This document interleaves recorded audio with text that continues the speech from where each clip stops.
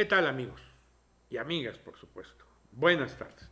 Volvemos a encontrarnos aquí en Sin Censura. Esta tarde vamos a presentarles la segunda parte de la conversación que sostuve por ahí del 16 de agosto del 2004 con Francisco Garfias. En esta parte ya entramos a los temas de mayor actualidad. Partimos de Carlos Salinas de Gortari, de la famosa pasarela que armó el PRI en aquella época, los conceptos que recibió sobre lo que podía ser esa elección un tanto premonitoriamente de lo que pasó. Me cuenta, por cierto, en esta entrevista cómo conoció él en una reunión social de amigos a Carlos Salinas. Se pasaron una velada agradable, cantando incluso. Me dice Francisco que él, pues, en aquel momento cuando conoció a Carlos Salinas, nunca se imaginó que llegaría a ser presidente de la República, ¿no? Pero bueno, pues la vida es eso. Me narra también cómo sucedió un encuentro con el ingeniero Cuauhtémoc Cárdenas ahí en las tierras de Guerrero, donde acudió a entrevistarlo, y en un principio el ingeniero fue un tanto lejano a la entrevista, por decirlo de alguna manera. Después cómo intervino César Yáñez. César Yáñez, por si ustedes no lo saben, él fue el coordinador de comunicación durante varios años del ingeniero Cárdenas, y después pasó a serlo del actual presidente López Obrador, y bueno, pues ahí está todavía en la oficina de la presidencia, así lo entiendo, encargado de cosas especiales. Y de eso y de mucho más hablamos con Francisco en esta segunda parte de la entrevista. Me parece que es muy interesante. Yo le tengo un gran respeto a Francisco Garfias porque es un activista del análisis político, pero lo hace con una objetividad que verdaderamente habla de su profesionalismo, que siempre le ha acompañado. Así que sin más preámbulos, vamos a esta segunda parte de la entrevista, de la conversación sostenida el 16 de agosto del 2004, hace más de 15 años, con Francisco Garfias.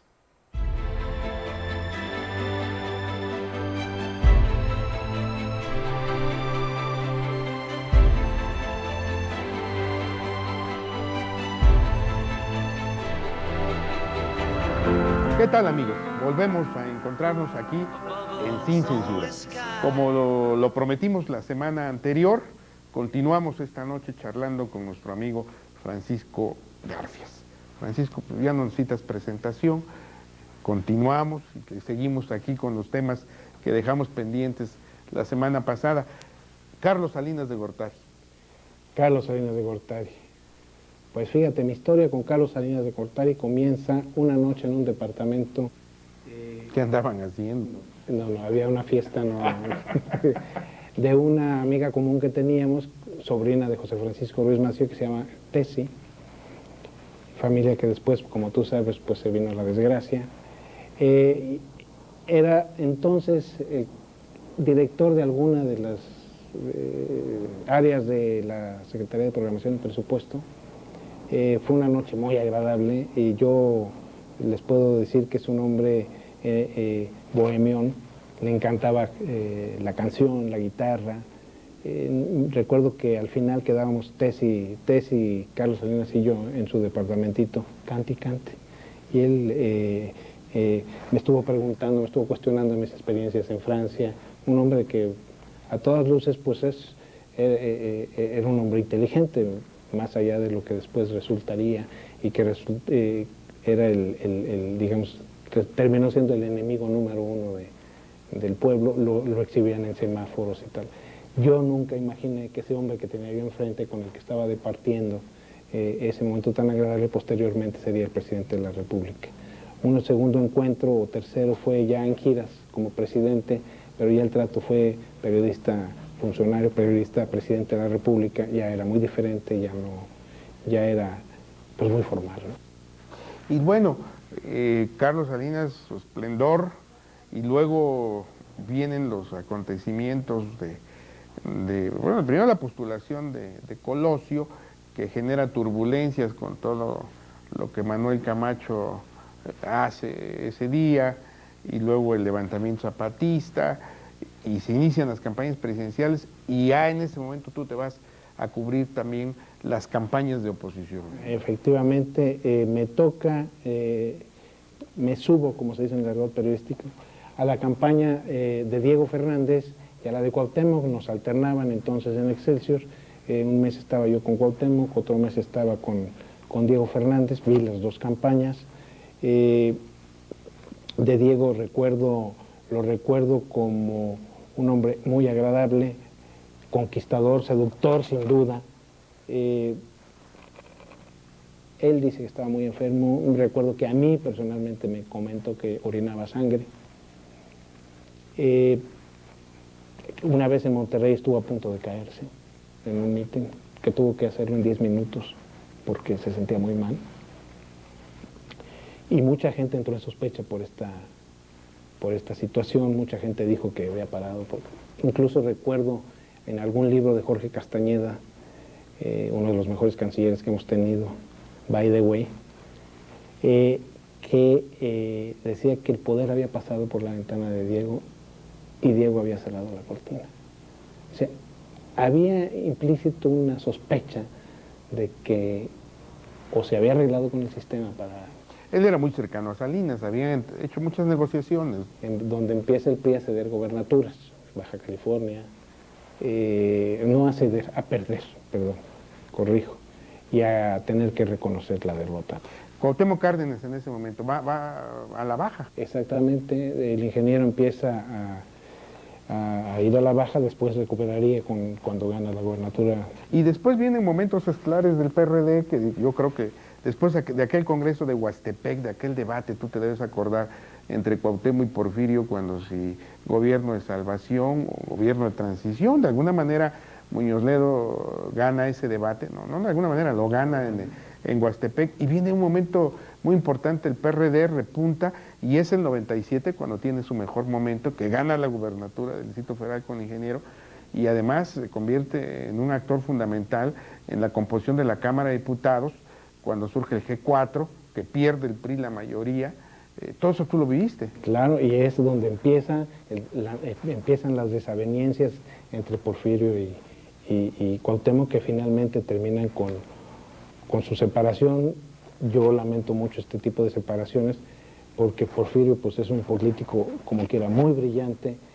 En alguno de los debates, en uno de los pocos debates que tuvieron, cuando andaban contendiendo por la candidatura a los dos, que dijo, Cuauhtémoc tiene más asesores que ideas. Ese fue terrible, esa frase demoledora, ¿no?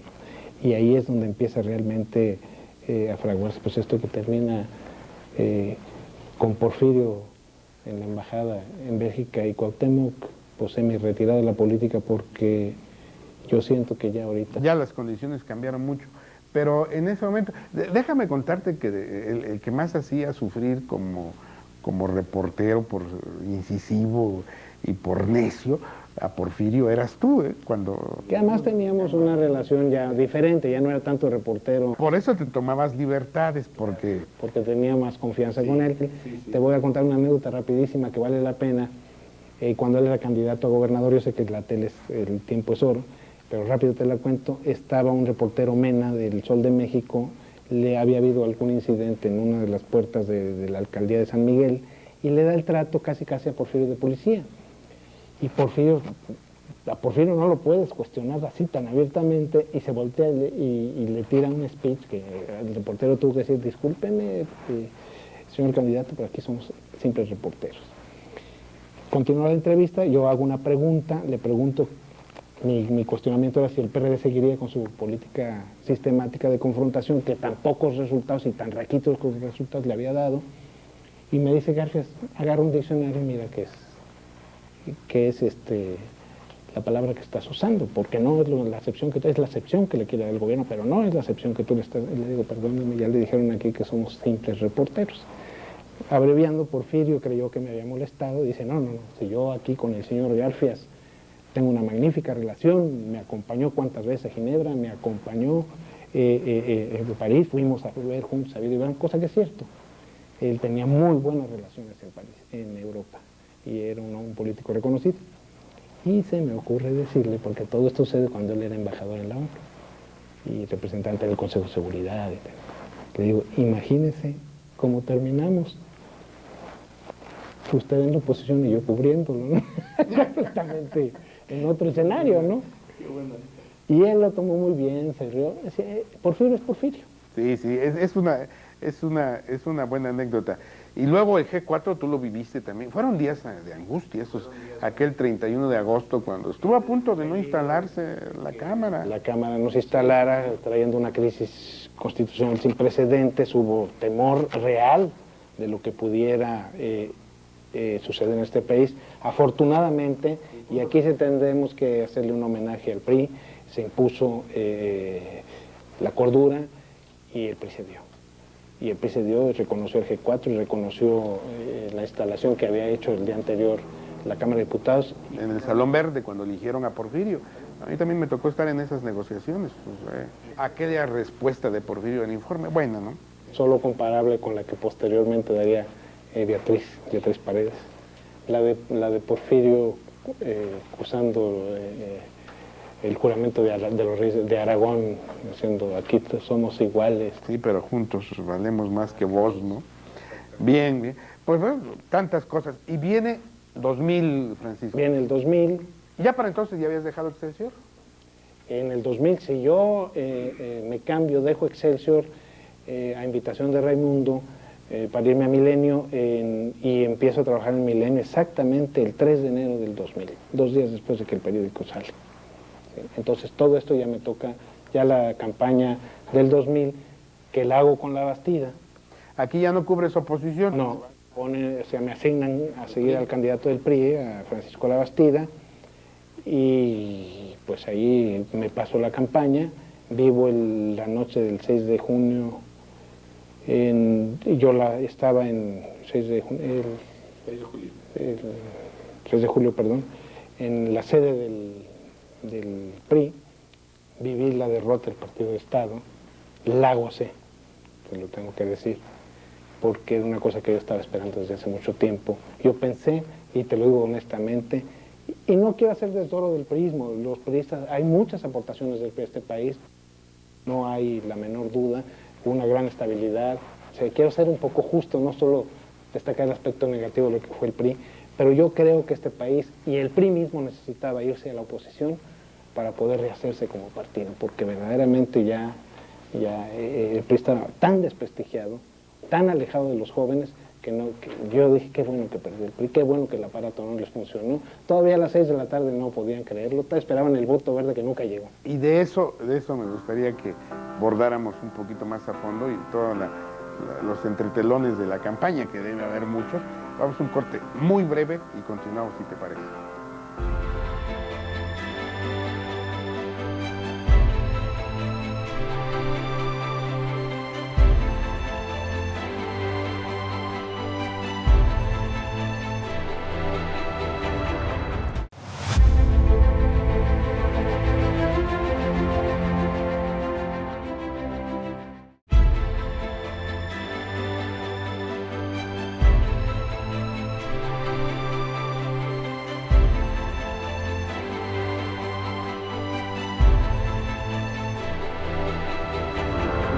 Continuamos, amigos, aquí en Sin Censura, charlando con Francisco Garza.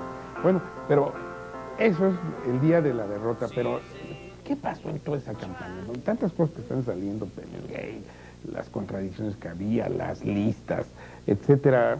¿Cómo lo viviste eso, Francisco? Bueno, evidentemente la campaña de Francisco La Bastida pues fue una campaña como las que había habido anteriormente del PRI, una campaña en la opulencia, una campaña donde nunca les faltaba dinero. El mismo cambio que se opera es lo que hace resaltar el Pemex Gate, pero una práctica corriente que los sindicatos desviaron recursos públicos hacia campañas del PRI. Eso era lo que México tenía que superar para poder ser un país sano políticamente Por eso, esta alegría que me dio de enterarme que, por cierto, yo ya lo sabía desde las 3 de la tarde, de que iban muy mal las cosas para el PRI. ¿Cómo lo sabes? Recuerdo que entré a la oficina de Raimundo Riva Palacio, entonces director de Milenio. Raimundo estaba en estrecho contacto con los principales encuestadores de este país, y evidentemente ese día pues, era de estar monitoreando, y me dice, vete al PRI, es seguro que ya perdieron. Llego al PRI, me encuentro a Héctor Gandini, el de prensa le digo, Gandini, ya perdieron. No, hombre, ¿qué te pasa? Falta el voto verde, ese va a venir más tarde. No lo podían creer. Finalmente viene, se demora la aparición de la Bastida, hay este reproche que le hacen a Zedillo, ¿no? Porque sale antes que el candidato de Bastida, a reconocer el triunfo de Fox, pero ya era imparable, ya lo que hubieran podido hacer era de sobra. Este país, en ese momento, la gente había hecho valer su voto y había logrado derribar un régimen que tuvo muchos puntos positivos. Es cierto, no podemos anatemizar, decir que son,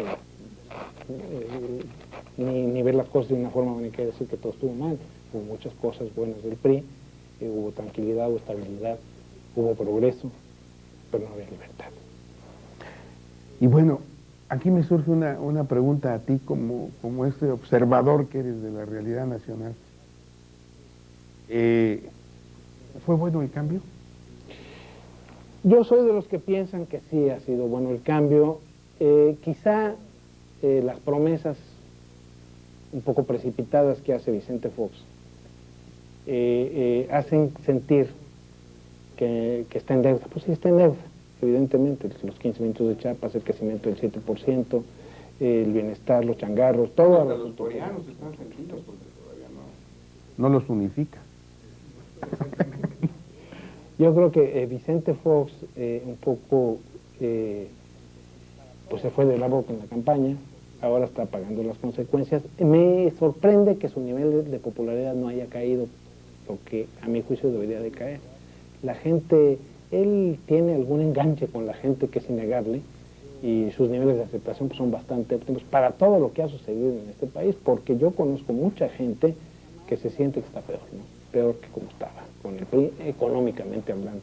No podemos negar las libertades políticas que viven, las libertades de expresión de prensa.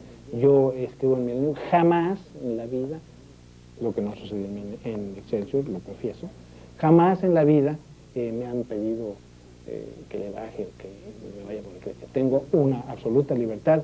En Excelsior, por el contrario, el contraste, cuando yo, estando cerca de Cuauhtémoc, hacía alguna entrevista o destacaba algo de Cuauhtémoc, me lo escondían, me llegaron a embarazar notas mías con boletines del PRI, a los cuales yo protesté. Ese fue el motivo por el cual yo dije, pero yo tengo que ir a este periódico porque aquí no, pues francamente no hay libertad, no hay la libertad, no lo que quiero, no es una cuestión económica porque me pagaban bien, pero pues desgraciadamente el PRI estaba, el Excelsior estaba vendido con un proyecto que finalmente perdió las elecciones. Yo afortunadamente pues, salté del barco, yo me fui por cuestiones de conciencia, y ahora me doy cuenta y me alegra de haberme salido. Yo veo lo que soy Excelsior, cómo están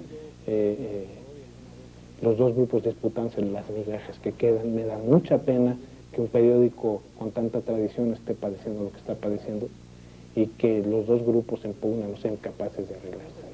¿El tema de Corrodi tú lo has abordado? Claro, sí, yo fui a entrevistar a Corrodi alguna vez ahí. Sí, por eso te lo comento. Y lo he abordado, yo no tengo dudas de que ahí hubo algo raro.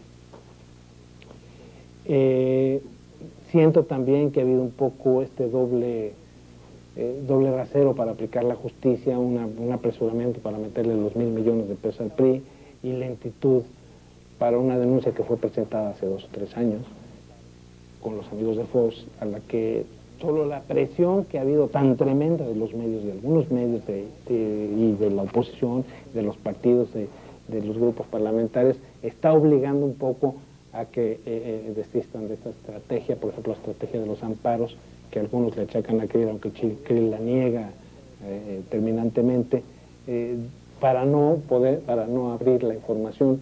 Cuando tuvimos una campaña del PAN y de los amigos de Fox y de la Alianza por el Cambio, basado en la promesa de que iba a haber transparencia, ¿no? Si el PAN hubiera aceptado que se abriera todo, ya tendrían su multa, que será ostensiblemente menor que la que le pusieron al PRI, que es 1.000.000 de pesos diarios, que alguien me comentaba, bueno, 1.000.000 de pesos diarios durante 3 años, ¿qué es para el PRI? ¿En cuánto calcula la fortuna del Bester Gordillo? ¿No? Tendrá más de 1.000.000.000 de pesos, pues. Sí. Por ahí podrían empezar a pasar la charola, ¿no? Por ahí podrían empezar por estas grandes fortunas que se hicieron al amparo del poder. Que también se están construyendo al amparo de que eso es lo que a veces desilusiona, Francisco. Te lo voy a decir en palabras de Juan José Rodríguez Prats.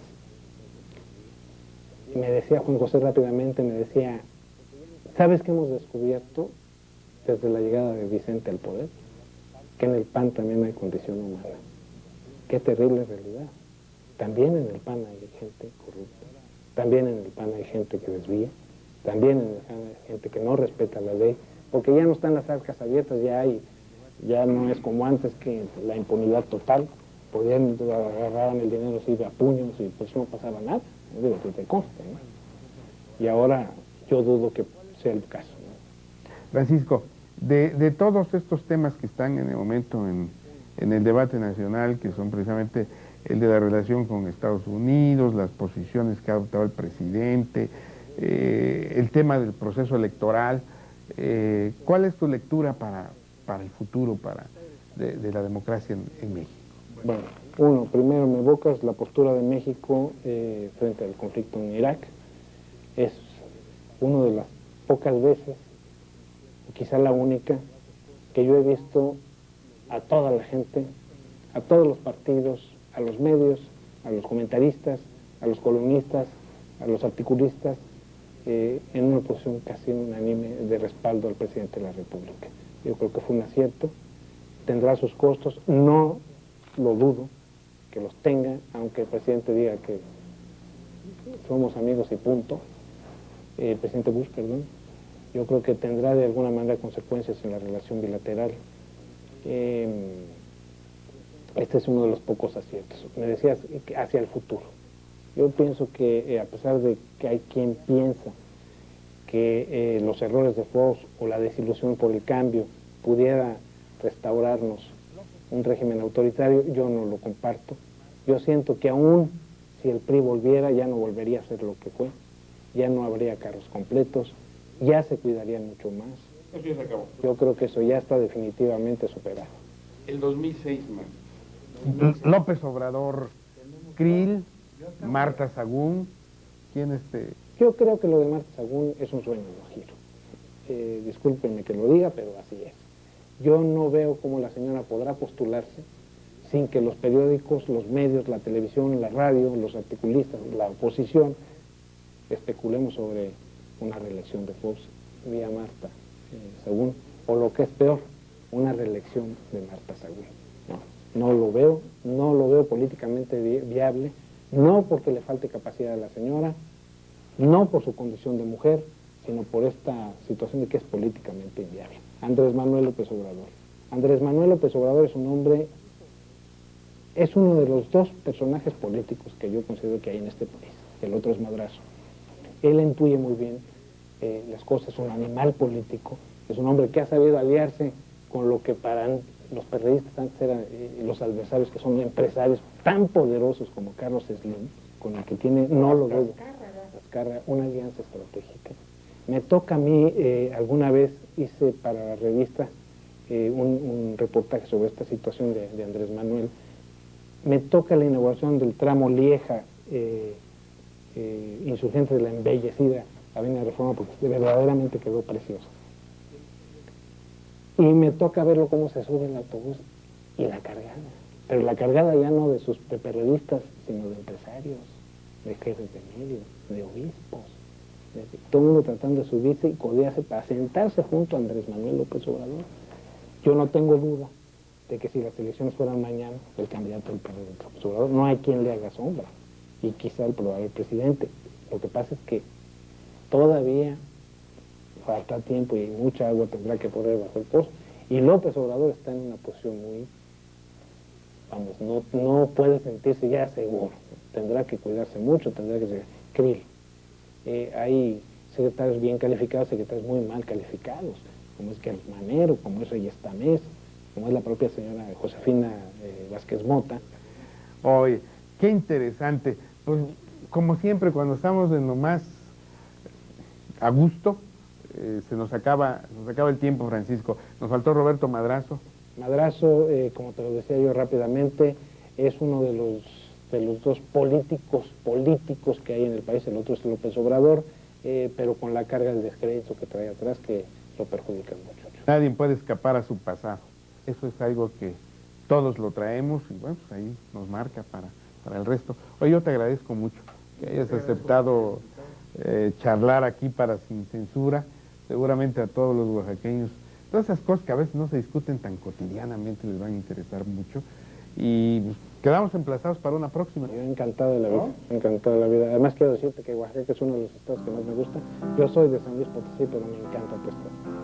Pues aquí tendrás siempre un amigo, o muchos amigos, porque tienes muchos amigos, serás bienvenido. Gracias, Raúl. Amigos, hemos llegado al final de Sin Censura. Ya saben qué día es, ya saben a qué hora es, ya saben en qué canal es. Los quiero mucho. Que Dios los bendiga. Buenas noches.